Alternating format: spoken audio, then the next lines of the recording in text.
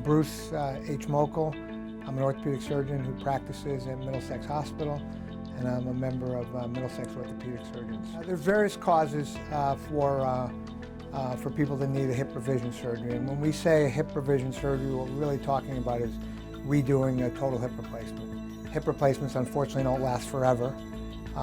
And so the hip replacement essentially can wear out. So there's several parts of a hip replacement, and each one of those parts can wear out.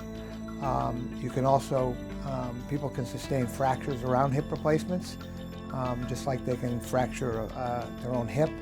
And so that can lead to a hip revision type surgery. And then there can be cases where where unfortunately people get infected and need to have the hip revised because of an infection. Luckily that's very rare, but occasionally that does happen. A hip revision as compared to a primary hip replacement is often more complicated because you're dealing with not just the normal anatomy, but you're dealing with anatomy that's already been affected by previous surgery, possibly by an injury or a fracture, and then can possibly be affected by changes in the bone which occur over time. So it becomes a more complicated surgery. It becomes a surgery that requires more planning to kind of take into account the things that you may encounter during the operation.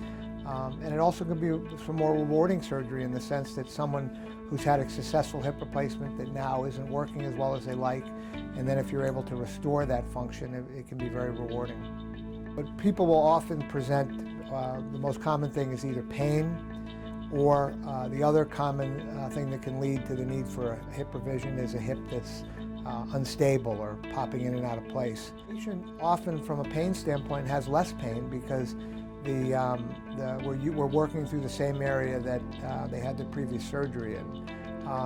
Recovery-wise for the patient is similar in that they're usually able to walk on it right away and start the rehab like they would with a traditional hip replacement.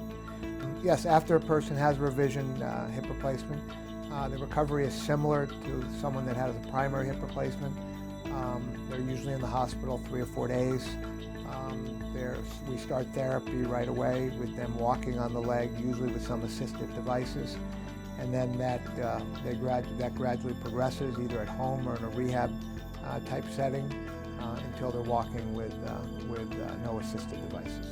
You know, if you compare a revision total hip replacement to a primary total hip replacement, you'd expect the recovery to probably take 3 or 4 weeks longer.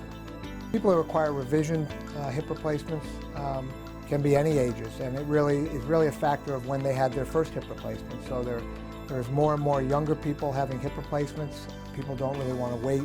They'd rather be more active when they're younger. The trade-off of that is that some of these hip replacements are coming to revision sooner, so it can really be all ages.